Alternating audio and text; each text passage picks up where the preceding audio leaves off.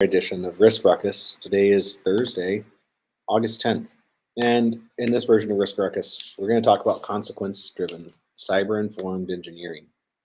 So would like to take a moment and give special thanks to Login Business.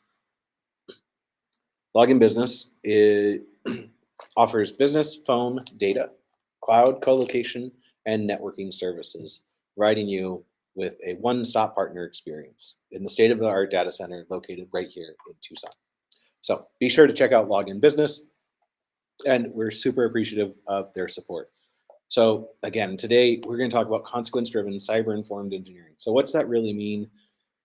It means setting up your systems to understand what the consequences are about the data you store on them, how you store that data, and how you use it. And hi, Regina. Thanks for joining. Thanks for everybody else who's joining. Glad to see you here. And we're going to dive into some walkthroughs about how do we really achieve those high consequence events? How do we know what those are for our organization? And then how do we walk through that? And it should be an exciting entire screen. All right, you're going to get some exciting things. All right, so what we're going to talk about is your business probably has some malicious actors that want to do a malicious behavior inside of your business, right? They want to stop you from being profitable.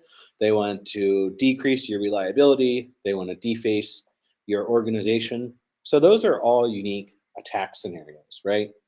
Now, what's really important is don't just assume that every malicious actor is looking for your organization. This really understands the malicious actor, are they in the industry that you're in? So once you understand that, you can understand some of the techniques, the tactics, and the procedures that these people do, and you can start to prevent the likelihood of them being successful. So what does that really look like, right? One, we need to know what we have inside of our environment.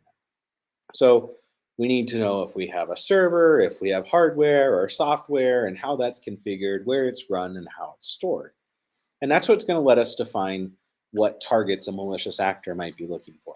Now, other things to consider here is you probably want to have a penetration test first. You also want to do some cyber threat intelligence to really understand the targets that are here. And there's two components that we're going to break down, right? Your targets that you have that you're trying to protect from that malicious actor. You need to understand the hardware, the software, the configuration files, and the firmware. So what does that mean? You might have hardware that's older, and that hardware could have a vulnerability on it that makes it more susceptible to being compromised by a malicious actor, right? We know that some hardware is easy to compromise. We know that some has improvements, and we also have services like trusted platform modules. So having a good understanding of the hardware that's in your environment will really help improve the security in your organization. Now, software is going to run on top of that hardware. Those are the services that you're using, right? Software as a service dominates the technology industry today and will continue. So the software that you use, either it's web-based or it's installed on a computer system, is going to be something that you need to consider in your security procedures and your practices, and that also goes into building your documentation.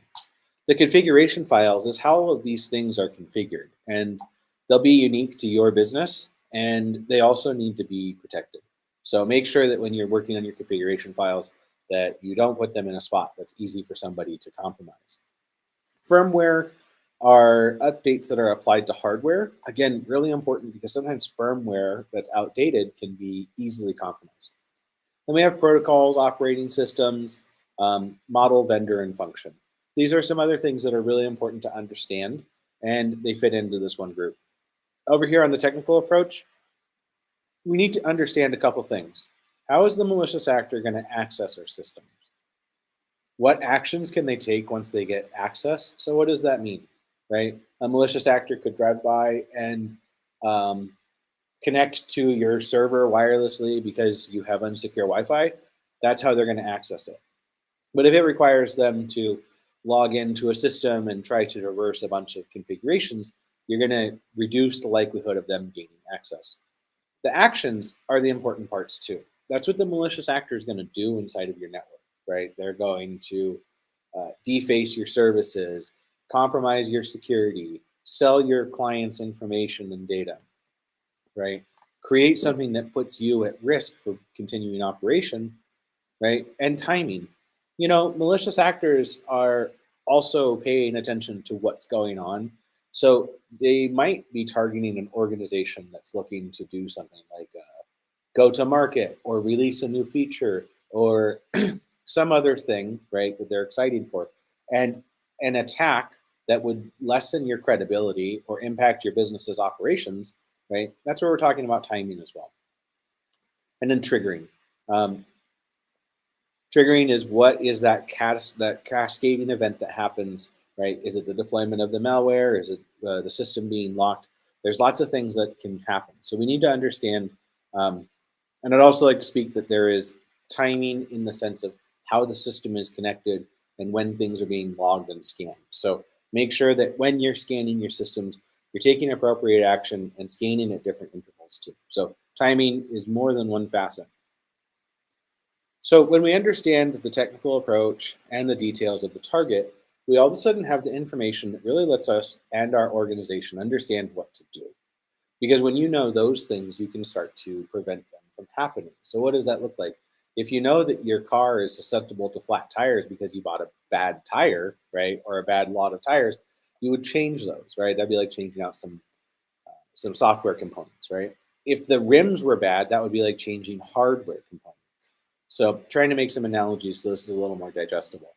Once you have all this stuff, we can really start to step back out and we can start to build that kill chain, right?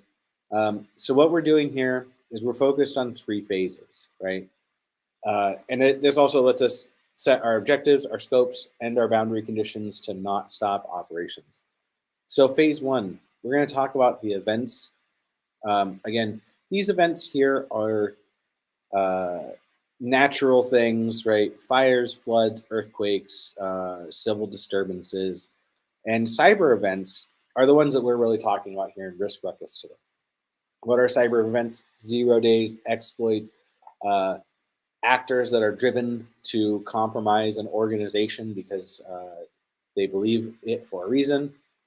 And then when we have these events, we can start to assign them numbers about which one has the most impact, right? There's a difference about impact of, somebody making a minute change in a system that's irritating or being able to compromise all of your organization's data. And that's going to help us score it. Once we score it, we know what's a priority and we know how we're going to spend our time working on it. After that, we move to phase 2.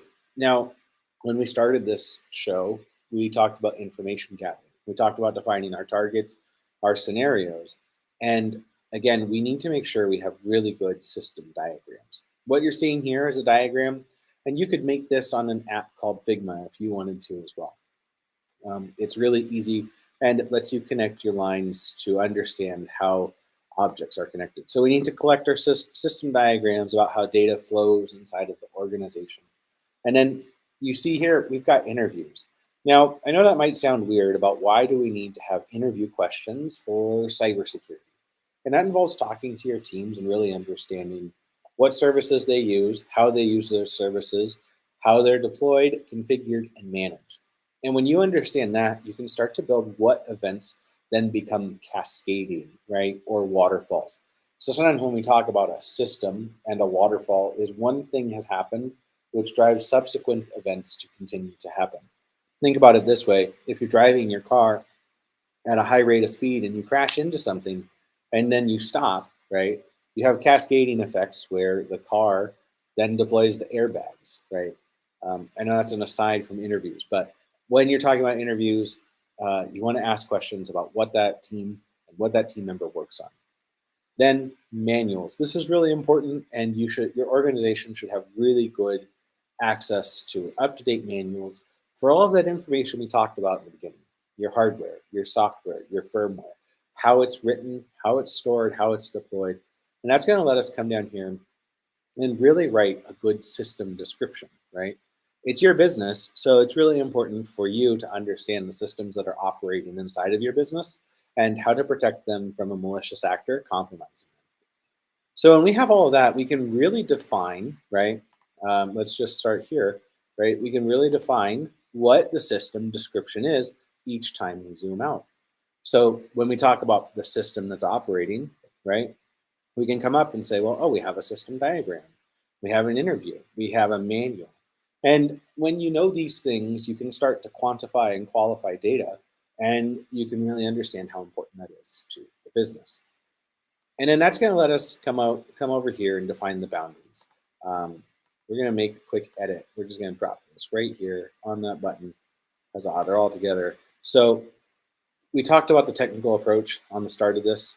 Again, we need to understand a couple things: access, the actions that a malicious actor is going to take, the timing, and the triggering, right? What steps do they have to do to make compromise happen? And how do they get there? So that's the technical details. And we've got the target details here, right? How do they access your software? Well, that involves understanding more about how things are configured. And so we've talked about technical approach, targeting details, and then we're going to build that system targeting profile, right? Is it your email? Is it your domain controller? Is it your network? There's so many different systems that come together in a business, and it's important that we build really good profiles to help us understand the systems that are running, right? Define those critical needs. And again, this is the what's about the why you're doing it, right? What is critical for that piece of software or hardware to keep running, and what critical service operates on it? Remember, when we opened the start of this presentation, we talked about attack scenarios. Again, don't boil the ocean here. It's more important to effectively understand what the malicious actor does for organizations like yours and how they commonly attack them. So when you're working with another organization, you're going to define that attack payload. And that's the thing they're going to drive, that high consequence event to bring down your systems and services. So that's an example of risk and cyber and high or consequence driven cyber informed engineering. I'm going to open it for any questions because we have a guest here. Any questions?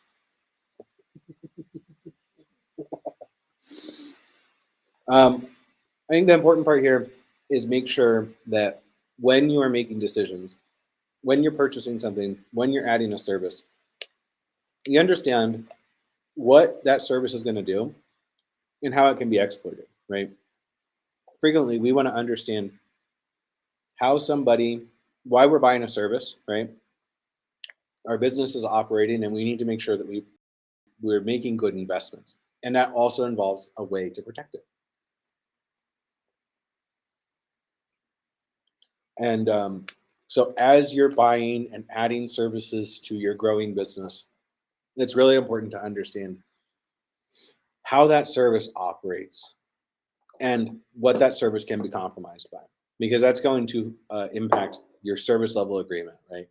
How does your business provide service? What are the agreements that you've provided to your clients?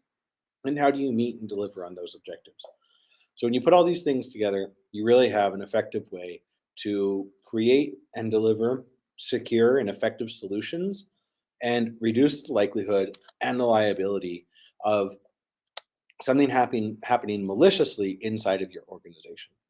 Uh, and that's what I've got for Risk Ruckus today.